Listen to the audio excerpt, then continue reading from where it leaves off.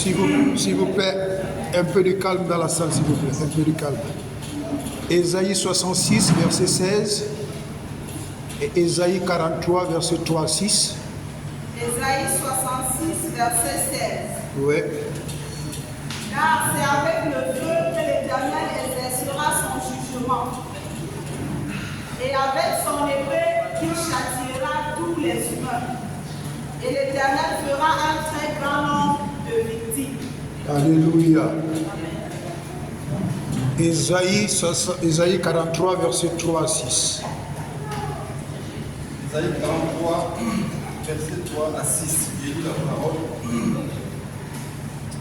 Car je suis l'Éternel ton Dieu, le Saint d'Israël ton Sauveur. Je donne l'Égypte et toute ta rançon, l'Éthiopie et Séba à ta place. Verset 4. Du fait que tu as du prix à mes yeux, du fait que tu es honoré et que je t'aime, je donne des gens à ta place et le peuple pour ta vie.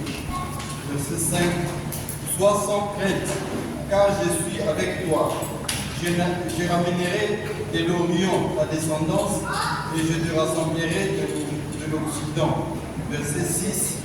Je dirai au nord, donne, et au sud, ne retiens pas. Fais venir mes fils de loin et mes filles de l'extrémité de la terre. Verset 7. Non, verset 6. Verset 6, c'est bon, papa chéri. Dieu te bénisse. Alléluia. Bien-aimé dans le Seigneur, dans Ésaïe 66, verset 16, Dieu dit que il juge par son feu et il juge par son épée. Donc il utilise deux éléments pour juger les adversaires de ta vie, pour juger les oppositions de ton bonheur, pour juger tout ce qui se lève contre ton bien-être. Il dit qu'il utilise l'épée, il utilise le feu, et il dit à la fin du verset que ceux que tuera l'Éternel seront en grand nombre. Alléluia. Dans Ésaïe 43, 3 à 6, il dit également qu'il donne des vies, il donne des âmes, il donne des personnes, il donne même des nations à ta place parce qu'il t'aime. Alléluia. Il y a des gens qui vivent dans nos familles. Ils ne savent pas que c'est à cause de nos prières. Il y a des gens qui vivent dans ta famille. Il y a des gens à qui le Seigneur ne permet pas qu'ils soient victimes des accidents mortels. Mais ce sont ces mêmes gens qui te persécutent alors qu'ils ne savent pas qu'ils sont en vie à cause de tes prières. La sorcellerie familière est dangereuse. Quand le sorcier qui t'attaque est hors de la maison, hors de la famille, il est facile à vaincre. Mais le sorcier qui est dans la famille, il continue de jurer tant que tu n'es pas tombé. Tant qu'il ne t'a pas vu manger la poussière, il ne te laisse pas. C'est pourquoi dans nos familles, parfois vous voyez des gens qui meurent des morts bizarres. On part au deuil, on pleure. Mais si seulement Dieu pouvait nous faire voir la cause de leur décès. Alléluia. Moi j'ai opté maintenant pour quelque chose. Tu me détestes. Tu ne me détestes pas. Tu m'aimes. Tu ne m'aimes pas. Aussi longtemps que je sais que je suis en étroite collaboration avec Dieu, je ne te gêne pas. Ce sont les prières qui vont te gérer. Alléluia. Amen. Amen. Il dit dans Deutéronome 32 au verset 32, verset 32 au verset 22, que le feu de ma colère s'est allumé. Deutéronome 32 verset 22, le feu de ma colère s'est allumé. Il agit jusque dans le plus profond du séjour des morts. Donc ça veut dire que quand un sorcier se lève, il dit qu'il a enterré ta vie. Il dit qu'il a mis ta vie dans un cimetière. Il dit qu'il a placé ta vie dans un arbre. Il dit qu'il a mis ta vie dans un baobab. Il dit qu'il a mis ta vie dans un caillou. Il dit qu'il a mis ta vie dans un lac. Même s'il a mis ta vie où? Deutéronome 32, verset 22 dit que le feu de ma colère s'est allumé, il agit jusqu'au plus profond du séjour des morts. Alléluia. Même si on enterrait quelqu'un avec des grâces dans son ventre, le feu de la colère de Dieu va aller dans le séjour des morts pour lui dire, va restituer. Va restituer. C'est pourquoi parfois tu vas te trouver en train de beaucoup prier et tu vas voir quelqu'un qui était mort, un ami qui était mort, un oncle qui était mort, une tante qui était morte, un cousin qui était mort, qui vient te restituer quelque chose. Ce n'est pas en vain.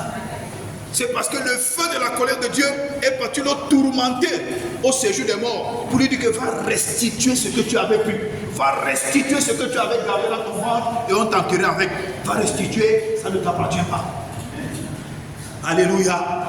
Il y a tout dans la parole de Dieu, frère. Quelqu'un ne peut pas bloquer ta vie. Quelqu'un ne peut pas arrêter ta vie. Quelqu'un ne peut pas t'empêcher de réussir aussi longtemps que tu cries à Jésus. Il ne peut pas. Tu cries à Jésus, ça va prendre un jour, un mois, un an, 5 ans, 7 ans, 10 ans, 20 ans. Ce qui est sûr, autant que Dieu a marqué pour que tu sois libéré et que tu aies la personne, la chose là-bas te sera restituée. Et celui qui est derrière ça, Dieu va solder son compte. C'est pourquoi quand quelqu'un se lève contre moi en sorcellerie, il est mal parti. Il est mal parti. Alléluia. Et dans Ézéchiel 18 au verset 4, il dit, l'âme du Père et l'âme du Fils sont à moi, dit l'Éternel. C'est l'âme qui pêche qui mourra. C'est l'âme qui pêche qui mourra. Même si tu as quelqu'un dans ta famille qui fait le con, qui vend les gens, qui fait le fromage, qui est dans une certaine péninsule pour tuer les gens, mon frère, le jour où ils mettent ton nom dans la liste des gens qui vont mourir, avec le verset biblique, retournement de la situation. C'est lui qui meurt à ta place. Il a péché en mettant ton nom dans la liste des morts. Il a péché en mettant ton nom dans la liste des gens qui doivent pas réussir. Il a péché en mettant ton nom dans la liste des gens qui doivent être bloqués. Il a mis ton nom dans la liste des gens qui doivent misérer. C'est un péché. Alors Dieu, tu as dit, l'âme du Père et l'âme du Fils sont à toi. C'est l'âme qui pêche qui mourra. Ce n'est pas possible, ça ne doit même pas se passer que je meure une mort programmée par quelqu'un. Ça ne doit même pas se passer dans ma vie que je souffre parce que quelqu'un m'a programmé. Non. Que celui qui est auteur de ça, que la tête s'ouvre sous ses pieds, qu'il tombe et qu'il meurt. Amen. Alléluia. Amen. Je vous dis souvent, enfants de Dieu, arrêtez d'être trop diplomate dans vos prières. Il y a des moments où tu vas dans la présence de Dieu, tu implores la miséricorde de Dieu pour quelque chose. Tu vas où tu pries pour Dieu pour quelque chose. Tu vas où tu demandes à Dieu quelque chose. Mais il y a des moments quand tu vas dans la présence de Dieu, c'est pour couper les jarrets et la tête à tous ceux qui s'opposent à ton bonheur. Le sorcier, il ne t'a pas vu manger la poussière, il te laissera pas temps. Non, on ne demande pas la miséricorde partout. Comme un pasteur, je vais taire son nom, il a vu comment il souffrait. Jusqu'à 60 ans, le monsieur souffre. Parce qu'à un moment, il a pris un temps de prière devant Dieu. Il dit à Dieu, montre-moi ceux qui sont à l'origine de ma douleur, de ma souffrance, de mes malheurs. Je dis, un révérend pasteur, il a une vie de prière, c'est un homme de feu. Alors, dans son programme de prière, Dieu lui ouvre les yeux, Dieu lui montre ses oncles et ses tantes. 6 personnes alignées. Et Dieu lui dit, qu'est-ce que tu veux que j'en fasse? Que je quitte ou bien que je laisse? Il dit à Dieu, miséricorde, laisse. Dieu a dit, ok, je les laisse, mais toi, la suite, tu vas gérer ça. Jusqu'aujourd'hui, souffre. Il a été plus miséricordieux que Dieu. Et Dieu lui a dit, maintenant, toi-même, tu vas gérer. Je ne suis plus dedans. Parfois, la compassion familiale, les sentiments diaboliques, comme disait mon frère l'apôtre Fayard, te poussent à prendre des décisions qui vont te bloquer demain. Non, quand tu as une opposition à ma vie pour que j'avance, mon frère, tu n'enlèves pas ta main là, Dieu te coupe la tête. Je porte la croix de Jésus, je porte ta croix. Tu me fais souffrir dans le secret, dans les œuvres pernicieuses, dans la magie, dans la sorcellerie. Tu me fais gémir. Si c'est la mort qui est bien pour toi, pour que j'avance, que Dieu te tue. Que tu sois mon père, ma mère, qui que tu sois.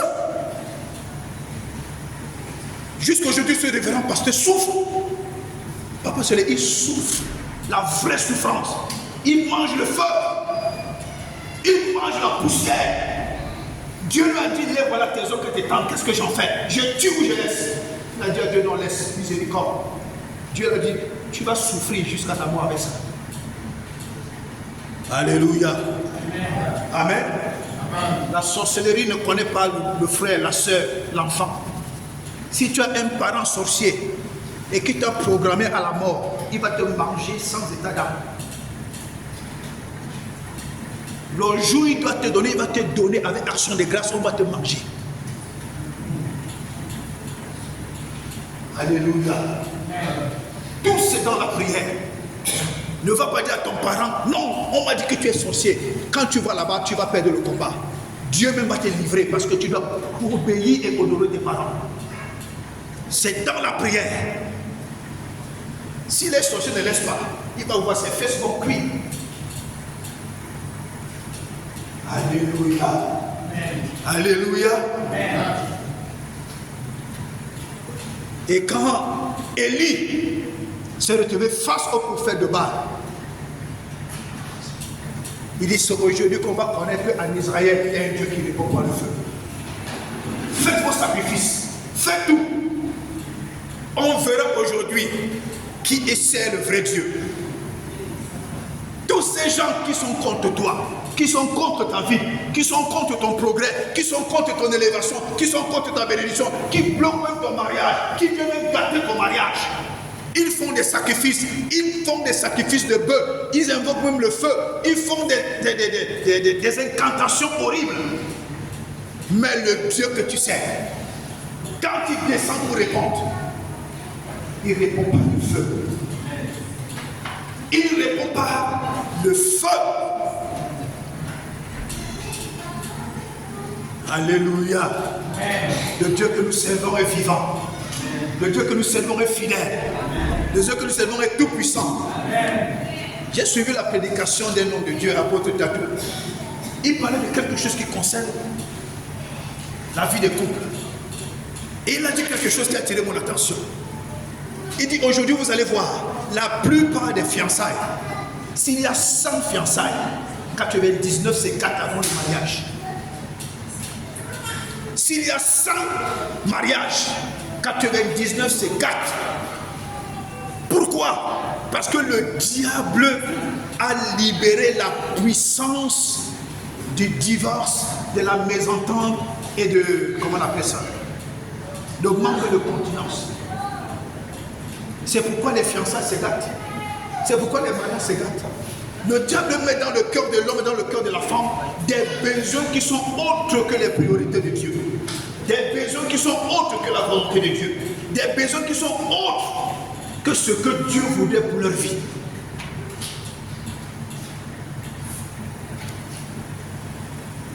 Le diable est mauvais.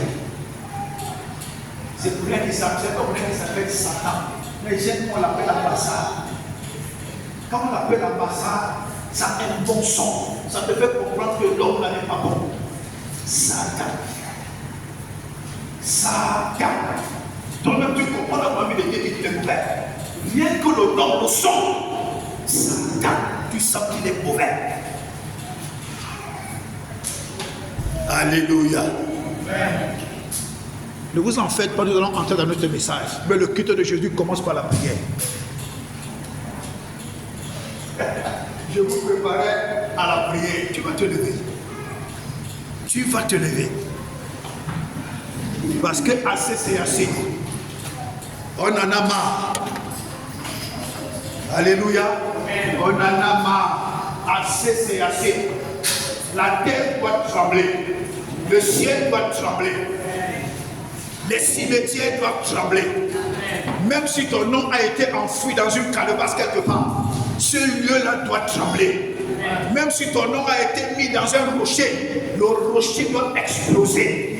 Même si celui qui a le pied sur la vie est géant comme Goliath, aujourd'hui, il explose et sa chair est éparpillée.